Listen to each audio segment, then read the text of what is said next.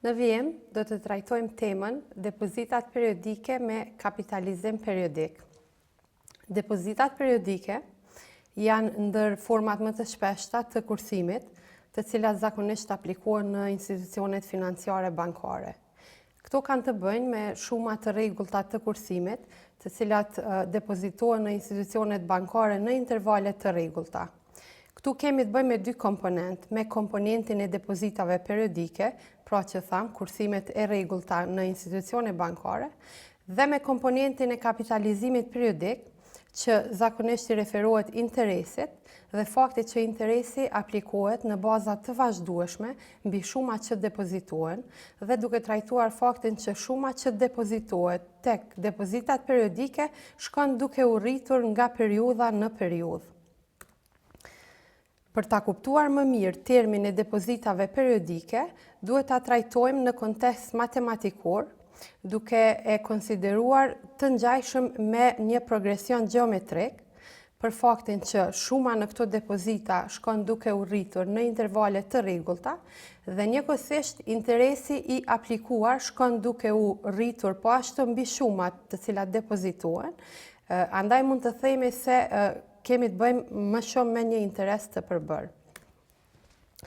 Për ta trajtuar depozitat periodike me kapitalizim periodik, supozojmë se në fillim të çdo viti deponohen depozita periodike në shuma të barabarta dhe të cilat pastaj fitojnë interes me përqindje të aplikuar në baza vjetore. Andaj, për ta trajtuar formulën, kemi disa komponenta që janë pjesë e saj. Është përfaqësuesi D, që është vlera e depozitës periodike, që është e barabartë në intervale të rregullta. Është shkronja P, që paraqet normën e përqindjes vjetore të interesit të përbërë në këtë rast. Është komponenti N, që ka të bëjë me numrin e viteve për gjatë kohëzgjatjes së kontratës së depozitës, dhe është përfaqësuesi AS, që ka të bëjë me vlerën e ardhshme të kalkuluar të depozitës periodike. Duke qenë se kemi të bëjmë me kapitalizim periodik, duhet të cekim që vlera e ardhshme e depozitës ndron në përfaqësues të viteve, për faktin që ndron shuma apo principali që depozitohet nga periudha në periudhë. Kështu, kapitalizimi ose vlera e periudhave ndryshon për depozitën e parë, për depozitën e dytë e deri tek depozita e periudhës së fundit. Andaj, për ta thjeshtësuar formulën, themi ose e aplikojmë komponentin R, që në këtë rast është faktori i rritjes së ardhshme për periudhat e caktuara, që me një farë mënyrë paraqet thjeshtëzim të formulës, si dhe e lidh kalkulimin e depozitave periodike me progresionin gjeometrik që e përmendëm më herët. Kështu, në përfaqësim, formula e kalkulimit të vlerave të ardhshme të depozitave periodike, pra si që thamë, merr parasysh komponentin ose vlerën e depozitës që depozitohet në norma të rregullta ose në periudha të rregullta, përfaqësuesin ose vlerën R, që paraqet pritjet e vlerës së ardhshme të depozitave që investohen, si dhe normën e vlerën e periudhave për të cilat depozitohen depozitat. Për ta marrë si shembull, e trajtojmë rastin në vijim.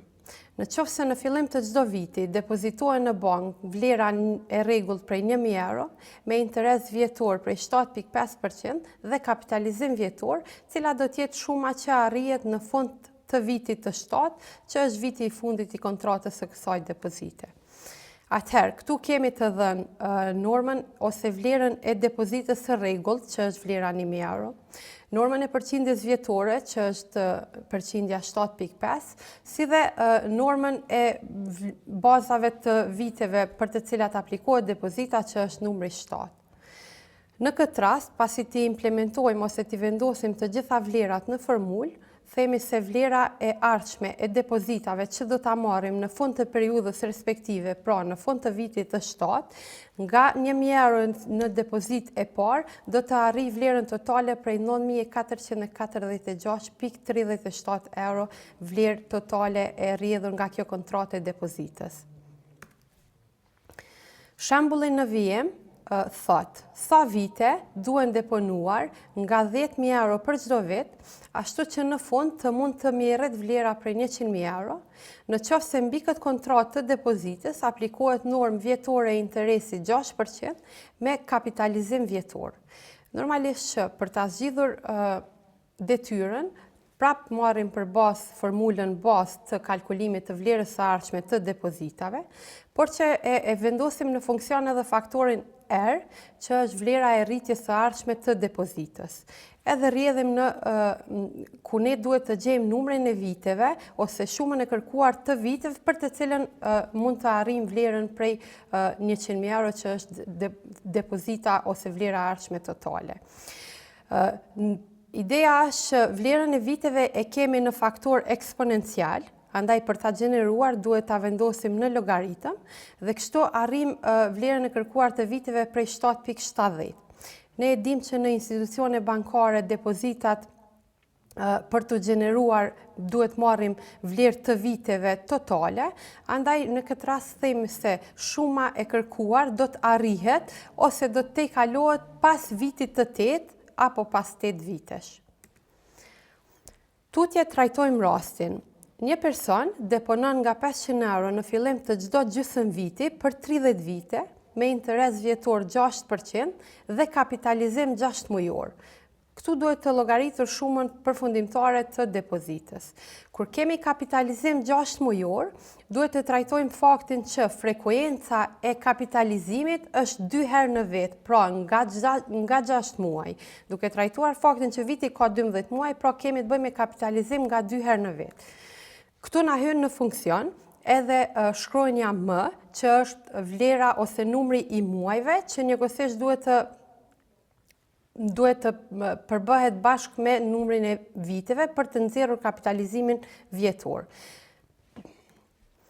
Atëherë, këtu në këtë detyrë kemi vlerën e depozitave 500 euro, numrin e periudhave 30, si dhe vlerën e kapitalizimit 6 mujor 2, që na e nxjerr normën ose vlerën totale të kapitalizimit prej 60 periudhave dhe themi se shuma përfundimtare që do të arrihet është vlera 83.972.52 euro.